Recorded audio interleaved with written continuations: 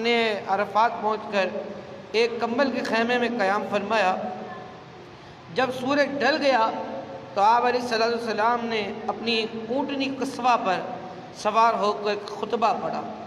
اس خطبے میں آپ نے بہت سے ضروری احکام اسلام کا اعلان فرمایا اور زمانہ جاہلیت کی تمام برائیوں اور بیہودہ رسموں کو آپ نے مٹاتے ہوئے اعلان فرمایا، الا کل شیء من امر الجاہلیہ تحت قدمی موضوع، فرمایا سن لو، جاہلیت کے تمام دستور میرے قدموں کے نیچے پامال ہے۔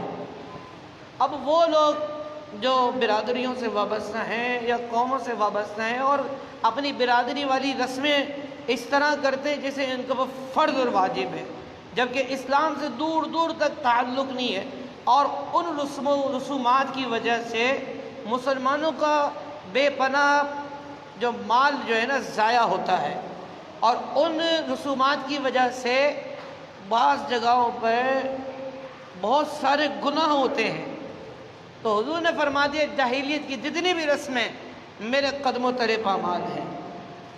تمہاری برادری کی رسمیں کیا حیثیت رکھتی ہیں، تمہارے خاندان کی رسمیں کیا حیثیت رکھتی ہیں جب رسول اللہ کا فرمان آ گیا، جب رسول اللہ کا حکم آ گیا تو برادری کی رسمیں، برادری کی یہ جو الٹی سیدھی حرکتیں یہ کوئی حیثیت نہیں رکھتی، بلکہ رسول اللہ کا فرمان جب آ جائے تو ساری چیزیں ختم ہو جانی چاہیے۔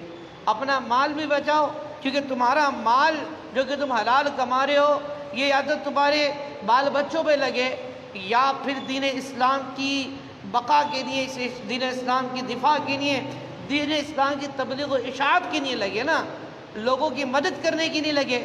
کیوں مطلب صرف ایسی رسومات ادا کرنے کے لیے ہزاروں لاکھوں روپے آپ خرچ کرتے ہو جس سے دین اسلام کا دور دور تک کوئی تعلق نہیں، بلکہ بعض رسمیں تو ایسی ہیں جس میں شعار کفار ہے، بہت ساری رسمیں ایسی ہیں جس میں شعار کفار ہے۔ میں دیکھتا ہوں بہت ساری، کیونکہ ظاہر جب میں قاضی ہوں، میں نکاح پڑھاتا ہوں، مجھے پتہ ہے کہاں کہاں کیا کیا ہوتا ہے۔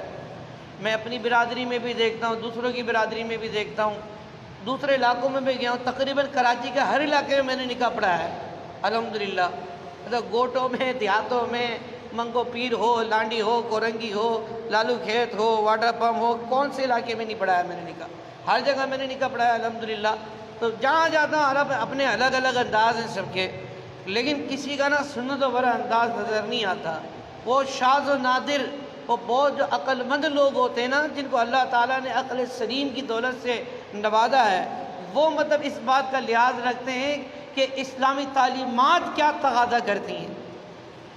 ہمارے لوگ اپنا خون پسینے کا پیسہ جو ہے نا لاکھوں ہزاروں روپے حرام کاموں میں صرف کرتے ہیں، اور پھر روتے ہیں کہ مہنگائی کیوں ہے، پریشانی کیوں ہے، یہ مطلب جو ہے برکت کیوں نہیں ہے۔ تو آپ غور کریں، سبب آپ بھی ہو سکتے ہیں۔ تو حضور نے فرمایا کہ جاہلیت کی تمام رسومات میرے قدموں کے نیچے پامال ہیں۔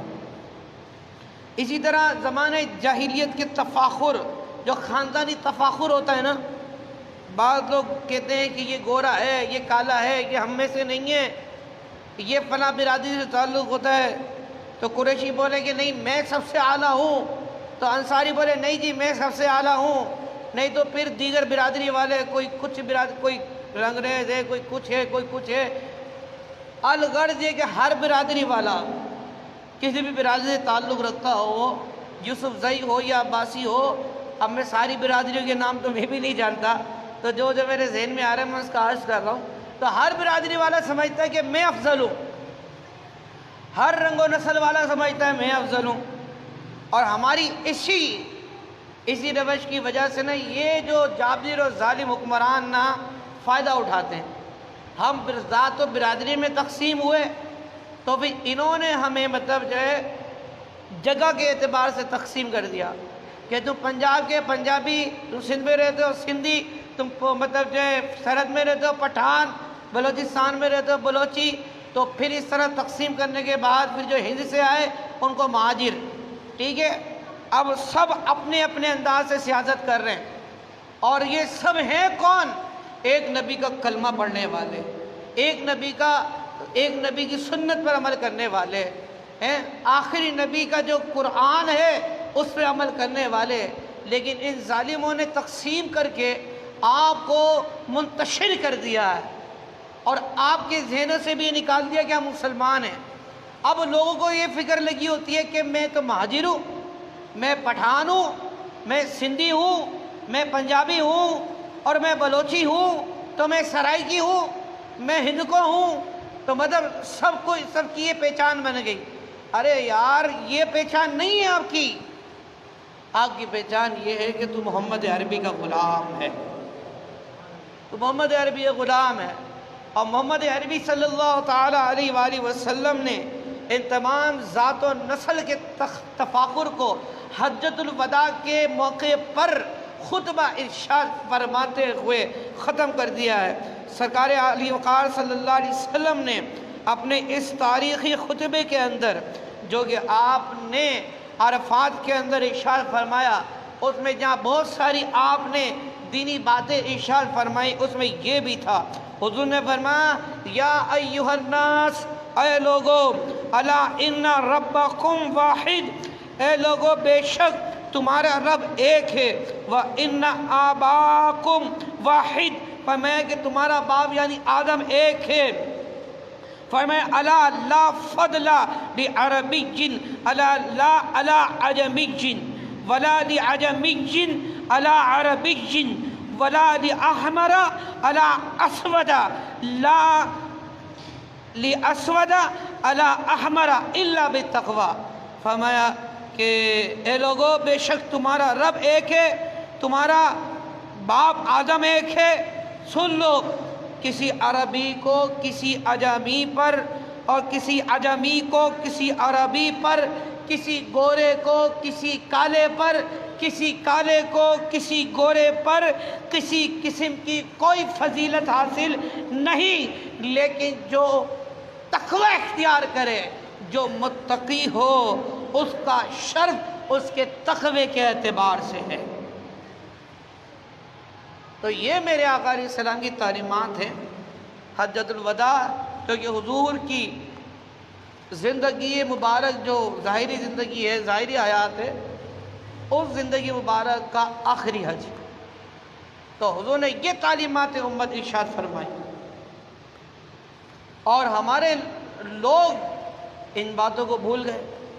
حضور نے کسی قوم کو کسی قوم پر فضیلت نہیں دی ہے، کسی رنگ و نسل کے معاملے میں کسی کو فضیلت نہیں دی ہے، البتہ یہ جو اپنے رب سے جتنا ڈرتا ہے، جو اپنے رب کا جتنا اطاعت گزار ہے، اس کو اتنا شرف ملے گا۔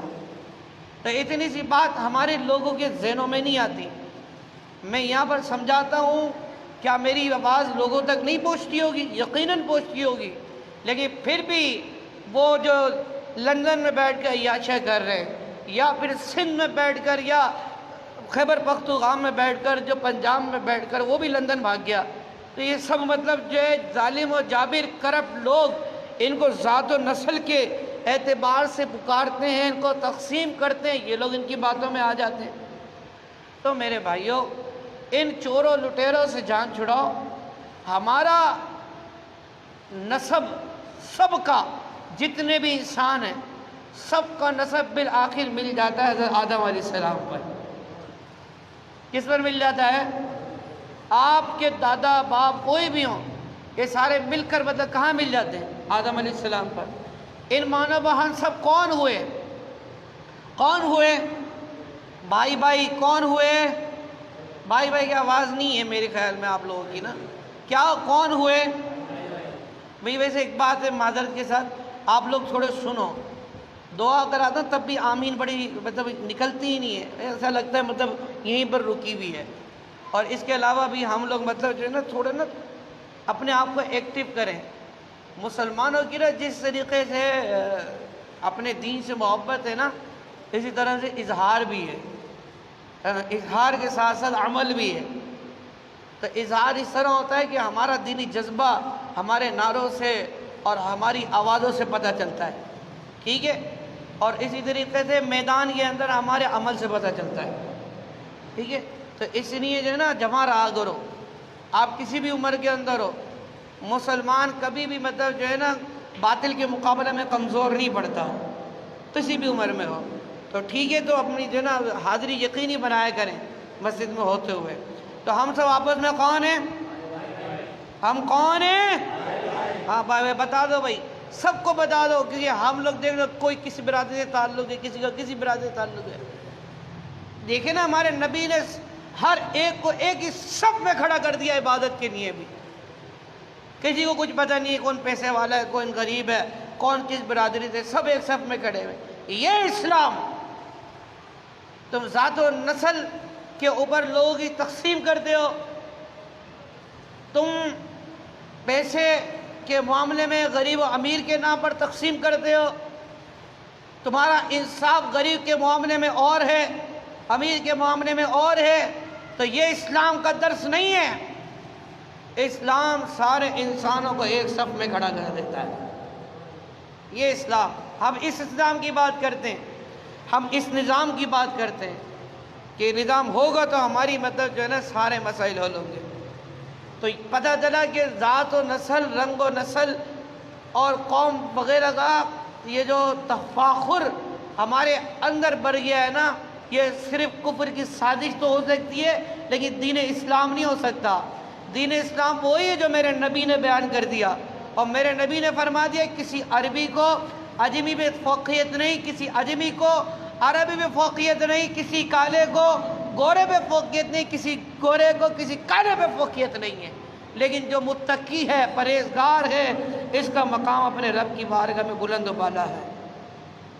تو اسی طریقے سے حضور علیہ السلام نے اس خطبہ حجۃ الوداع میں تمام دنیا میں امن و امان قائم فرمانے کے لیے، امن و سلامتی کے لیے شہنشاہ دو عالم صلی اللہ علیہ وسلم نے یہ خدائی فرمان جاری فرما دیا کہ فَإِنَّ دِمَاءَكُمْ وَأَمْوَالَكُمْ عَلَيْكُمْ حَرَامٌ كَحُرْمَةِ يَوْمِكُمْ هَذَا فِي شَهْرِكُمْ هَذَا فِي بَلَدِكُمْ هَذَا إِلَى يَوْمِ تَلْقَوْنَ رَبَّكُمْ۔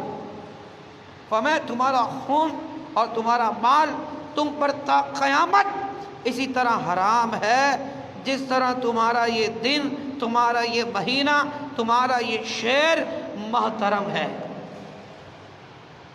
مسلمانوں کا خون بے جا بہانا یہ تم پر حرام ہے، مسلمانوں کی عزت پامال کرنا بے جا تم پر حرام ہے، مسلمانوں کا مال ضائع کرنا بے جا تم پر حرام ہے۔ اور دیکھا جائے تو ہم تینوں کاموں میں ملوث ہیں۔ آپ بولو ہم تو خون نہیں بہا رہے، صحیح ہے آپ خون نہیں بہا رہے، لیکن ووٹ تو انہی کو دیتے ہو جو لوگوں کو ناجائز خون بہاتے۔ بتائیے مجھے، جو لوگوں کا ناجائز خون بہاتے ہیں، کیا ہم نے نہیں دیکھا بوری بند لاشیں؟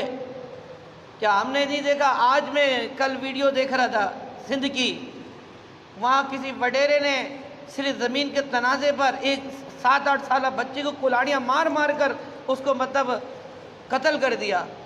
آپ یہ بتائیے یار یہ کب تک چلے گا ظلم؟ میرے بس کیا کرو، بہت کچھ نکلتا ہے، میں اپنے آپ کو کنٹرول کرتا ہوں، میں ان کے باپوں سے بھی نہیں ڈرتا، ٹھیک ہے، لیکن کنٹرول کرتا ہوں اپنے آپ پر کہ نہیں یار مسجد بھی ہے، پھر مطلب جو ہے نا لوگوں کے پتہ نہیں ہاضمے کیسے کیسے نہیں ہیں، تو اس لیے میں اپنے آپ پر بہت کنٹرول کرتا ہوں، ورنہ میں ان کے باپوں سے بھی نہیں ڈرتا، جتنے بھی ہیں، یہ تیر والے ہوں، پتنگ والے ہوں، ڈولفن والے ہوں، کوئی بھی ہوں، بلے والے ہوں، ان سارے ظالموں کا الحمدللہ سامنا کرنا جانتے ہیں ہم، ٹھیک ہے۔ لیکن یار یہ ظلم کب تک چلے گا؟ سندھ میں ہو یا کراچی میں ہو یا خیبر پختونخوا میں ہو یا پنجاب کے اندر ہو، کب تک؟ یہ قوم کب جاگے گی؟ جاگنا چاہیے میرے بھائیو، جاگنا چاہیے۔ یہ نظام ظلم جو ہے نا ختم کرنا پڑے گا، اور یہ تبھی ہوگا جب ہم کمر بستہ ہو جائیں گے، ہم باطل کی آنکھ میں آنکھ ڈال کر بات کرنا سیکھیں گے، اپنے دلوں سے خوف نکالیں گے۔ یہ جان کیا ہے؟ بالآخر چلی جانی ہے۔ کسی نے کیا خوب کہا تھا، اور میرے کو تو لوگوں نے حضرت علی کا قول بتایا ہے، میں نے خود پڑھا نہیں ہے اس لیے منسوب نہیں کر رہا، کہ اس جان کی، اس زندگی کی سب سے بڑی محافظ جو ہے نا موت ہے۔ کون ہے؟ موت ہے، کیونکہ موت سے پہلے موت نہیں آنی۔ اللہ نے دن مقرر کر دیا ہے۔ حضرت خالد بن ولید 125 جنگوں میں گئے موت کی تلاش میں کہ شہادت ملے، لیکن خالد بن ولید 125 جنگیں لڑنے کے بعد بھی بستر مرگ پر تشریف لے جا رہے ہیں دنیا سے۔ اور شعر لکھا ہوا ملک شام میں، کبھی جائیں آپ ان کے مزار پر، اگر موت مطلب جو ہے میدان جنگ میں آنی ہوتی تو خالد جو ہے بستر پر نہیں مر رہا ہوتا۔ سمجھ آ رہی میری بات؟ تو اس لیے اپنے دلوں سے خوف نکالیں، اپنے حق کے لیے، اپنے اسلام کے لیے، حضور کی ناموس کے لیے، ختم نبوت کے لیے آگے سے آگے تشریف لایا کریں۔ تو حضور نے فرما دیا کہ یہ یاد رکھ لو، تمہارے لیے یہ قانون قدرت ہے کہ مسلمانوں کا خون، مسلمانوں کی عزت اسی طرح حرام ہے، اور مسلمانوں کا مال تم پر اسی طرح حرام ہے جس طرح یہ مہینہ حرام، یعنی ذوالحجۃ الحرام، یہ حرم بلد حرام یعنی مکہ معظمہ جس طرح عزت والا ہے، جس طرح کعبہ عزت والا ہے، جس طرح یہ مہینہ عزت والا ہے، اسی طریقے سے مسلمانوں کا مال، مسلمانوں کی عزت، مسلمانوں کی جان بھی عزت والی ہے، اور اس والی چیز کو پامال کیا جاتا نہیں۔ تو لوگوں کے خون بہانے میں تو چلو چند وہ جو ظالم قسم کے لوگ ملوث ہوں گے، لیکن جو لوگوں کی عزتوں پہ جو حملہ ہوتا ہے نا، یہ مطلب کوئی شاذ و نادر مسلمان بچا ہوا ہو۔ آپ بتائیے کہ آپ لوگوں کی غیبتیں نہیں کرتے، آپ لوگوں کی برائیاں بیان نہیں کرتے، سب اپنے اپنے بارے میں سوچیں، تو آپ سب کہو گے ہاں جی ضرور، میں نے اپنے بھائی کی بھی برائی بیان کی تھی، میں نے اپنے چچا کی بھی برائی بیان کی تھی، میں نے اپنے ماموں کی بھی برائی بیان کی تھی، تو میں نے اپنی بہن کی بھی برائی بیان کی تھی، تو اور بعض ظالم ایسے بھی ہوتے ہیں اپنی ماں کی بھی برائی بیان کی تھی، ٹھیک ہے، تو اپنے دوست کی بھی برائی بیان کی تھی۔ تو بتائیے کون بچ رہا ہے؟ جس کام سے حضور نے روکا اس سے کون بچ رہا ہے؟ پھر رحم کی توقع، تو پھر بھی وہ رحمت للعالمین ہے، اتنا رحم فرما رہے ہیں، اتنا رزق وسیع ہے ہمارے پاس، اتنا نعمتوں کی وسعت ہے ہمارے پاس، لیکن پھر بھی اگر ہم باز نہ آئیں تو آخر کس چیز کے منتظر ہیں ہم؟ تو میرے بھائیو، حضور کا جو خطبہ حجۃ الوداع ہے اس کے اندر حضور نے یہ بھی ارشاد فرمایا ہے کہ لوگوں کی عزتیں، لوگوں کے مطلب جو ہے مال اور لوگوں کی اموال، ان سب کے محافظ بھی تم ہو، ناجائز ان پر غصب نہ کرو، ان پر اپنا حق نہ جتلاؤ خواہ خواہی، جو تمہارا ہے وہ تمہارا ہے، لیکن لوگوں کا تو نہیں، اپنا ہتھیانے کی کوشش کرو، اللہ سے ڈرو، مرنا تمہیں بھی ہے، ٹھیک ہے؟ تو اس لیے اپنے قبلے درست کرنے چاہیے، ہمیں اپنی سوچوں کا جو قبلہ ہے نا وہ درست کرنا ہے، ہمیں اسی طرف رخ کرنا ہے جہاں میرے مصطفیٰ صلی اللہ تعالیٰ علیہ وسلم کے قدمین مبارک ہیں، ٹھیک ہے؟ ان کے نقش قدم پر چلنا ہے۔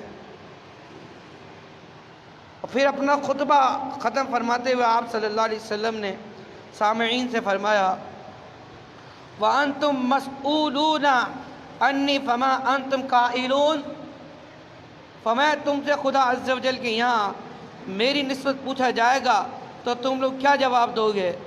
تو تمام سامعین نے کہا ہم لوگ اللہ سے کہہ دیں گے کہ آپ نے اللہ کا پیغام پہنچا دیا اور رسالت کا حق ادا کر دیا۔ یہ سن کر آپ صلی اللہ علیہ وسلم نے آسمان کی طرف انگلی اٹھائی اور 3 بار فرمایا اللہم اشہد، اللہم اشہد، یعنی اے اللہ تو گواہ رہنا، اے اللہ تو گواہ رہنا۔ این اسی حالت میں جبکہ خطبے میں آپ صلی اللہ علیہ وسلم اپنا فرض رسالت ادا فرما رہے تھے، یہ آیت مبارکہ نازل ہو گئی الیوم اکملت لکم دینکم واتممت علیکم نعمتی وردیت لکم الاسلام دینا۔ رب نے فرما دیا آج میں نے تمہارے لیے تمہارے دین کو مکمل کر دیا اور اپنی نعمت تمام کر دی اور تمہارے لیے دین اسلام کو پسند کر لیا ہے، دین اسلام کو تمہارے لیے کیا پسند کیا اللہ تعالیٰ نے؟ بتائیں تیز آواز میں کیا پسند کیا؟ دین اسلام کو پسند کر لیا۔ اب اس کے مطابق فیصلے کرو، اس کے مطابق زندگی گزارو، اس کے مطابق کاروبار کرو، اس کے مطابق اپنی موت و حیات کے معاملات طے کرو، اس کے مطابق اپنی شادی بیاہ کرو، اس کے مطابق لڑنا ہے، اسی کے مطابق امن کرنا ہے۔ امن بھی اسی کے مطابق ہوگا، لڑائی بھی اسی کے مطابق ہوگی، ہمارا جینا بھی اسلام کے مطابق اور ہمارا مرنا بھی اسلام کے مطابق ہوگا۔ ایسا ہوگا تو کامیاب ہوں گے۔ تو اللہ تعالیٰ نے دین اسلام کو پسند کیا ہے، تو اب جو دین اسلام سے منحرف ہو، اللہ اکبر، تو یاد رکھیے اس کا ٹھکانہ جہنم ہی ہو سکتا ہے۔ اور یہ بات بھی آپ ذہن نشین کر لیں، یہ تو حیرت انگیز واقعہ، یہ جو میں مطلب یاد رکھنے کے قابل ہے کہ جب جان عالم صلی اللہ تعالیٰ علیہ وسلم میدان عرفات کے اندر تمام عربوں کے سامنے جتنے بھی حج پر آئے ہوئے تھے اپنا خطبہ ارشاد فرما رہے تھے، آپ کیا سمجھتے ہیں آپ کا تخت شاہی کیا تھا؟ جبکہ آپ کے اتنے ماننے والے آپ کا مطلب جو ہے لعاب دہان بھی نیچے نہیں گرنے دیتے، جو آپ کا مطلب جو ہے کسی کو اگر کوئی ذرا سے بھی چیز کوئی تکلیف پہنچانے کی کوشش بھی کرے تو اس کا سر کاٹنے کے در پہ ہوتے ہیں۔ اتنی عالی شان آپ کی مطلب جو ہے جو خدمت گزار ٹیم ہے، لیکن اس کے باوجود آقا کریم علیہ السلام کا انداز کیا تھا، آپ کا تخت کیا تھا؟ وہ آپ کا تخت وہ تھا کسوہ اونٹنی کی کوہان، اور اس پر جو کوہان پر وہ جو کیا کہتے ہیں اس کو جو ڈلا ہوتا ہے جس پر بیٹھتے ہیں اونٹوں پر یا گھوڑوں پر جو ڈلی ہوتی ہے، کجاوا جو کجاوا تھا نا حضور سید عالم صلی اللہ علیہ وسلم جس پر تشریف فرما تھے، وہ کجاوا جو ہے نا آج کے سمجھ لو 10 درہم کا ہوگا صرف، اتنا سستا مطلب کپڑا جو کجاوے کے اندر استعمال کیا گیا تھا اور جو چمڑا لگایا گیا تھا اس میں صرف 10 درہم کا ہوگا۔ اور آقا کریم علیہ السلام ارض و سما کے بادشاہ، کل کائنات کے مولا، ان کی اتنی بڑی بادشاہت ہے لیکن وہ کسوہ اونٹنی پر کجاوے پر تشریف فرما ہے۔ میں سوچنے لگا ریاست مدینہ کا نعرہ لگانے والے بھی سادگی اختیار نہ کر سکے، وہ سادگی سے دور سادگی سین کا جو وہ جو ایک دائرہ ہوتا ہے نا، سین کا ایک دائرہ، اس کو بھی نہ پہنچے، بلکہ ان لوگوں نے تو ریاست مدینہ کے لفظ کو پامال کر دیا۔ ان کمینوں نے تو یہ کیا کہ بنی گالہ سے لے کر وہ وزیر اعظم ہاؤس تک ہیلی کاپٹر میں جایا کرتے تھے، اور آج کے وزیر و مشیروں کا حال یہ ہے کہ عوام کے ٹیکس سے جو ان کو پیٹرول دیا جاتا ہے تو 45 گاڑیوں کے قافلے کے ساتھ یہ وزیر اعظم ہاؤس یا سندھ اسمبلی میں داخل ہوتے ہیں۔ تو ہمارے اور آپ کے ٹیکسوں سے ان کو پیٹرول دیا جاتا ہے، ہمارے اور آپ کے ٹیکسوں سے ان کو رہائشیں دی جاتی ہیں، ہمارے اور آپ کے ٹیکسوں سے انہیں جہاز کے مفت ٹکٹ دیے جاتے ہیں، ہمارے اور آپ کے ٹیکسوں سے انہیں ریل کے مفت ٹکٹ دیے جاتے ہیں، ہمارے اور آپ کے ٹیکسوں سے سالانہ یومیہ 25 لاکھ روپے کا قومی اسمبلی کا خرچہ ہے، یہ ہمارے اور آپ کے ٹیکس سے دیا جاتا ہے۔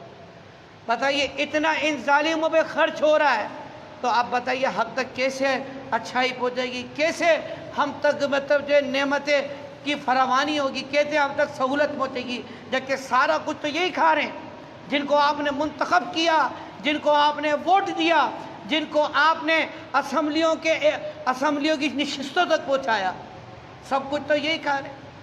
تو آپ کی سڑکیں ایسی ٹوٹی ہوئی ہوں گی جیسے مسجد کی باہر کی سڑک ٹوٹی ہوئی ہے، آپ کے گھروں کے آگے پانی اسی طرح بھرا ہوا ہوگا۔ یہ مطلب ان کی آپ چال بازیاں دیکھیں، جب الیکشن میں 10-12 دن رہ جاتے ہیں تو کہیں یہ ڈامر ڈال کے روڈ سیدھا کر رہے ہوتے ہیں، کہیں پتھر ڈال کے گلیاں سیدھی کر رہے ہوتے ہیں، اس سے پہلے یہ مر جاتے ہیں 5 سال تک۔ یہ جتنی بھی عوام بیٹھی ہے، آپ بتاؤ آپ نے کبھی اپنے ایم پی اے کو دیکھا؟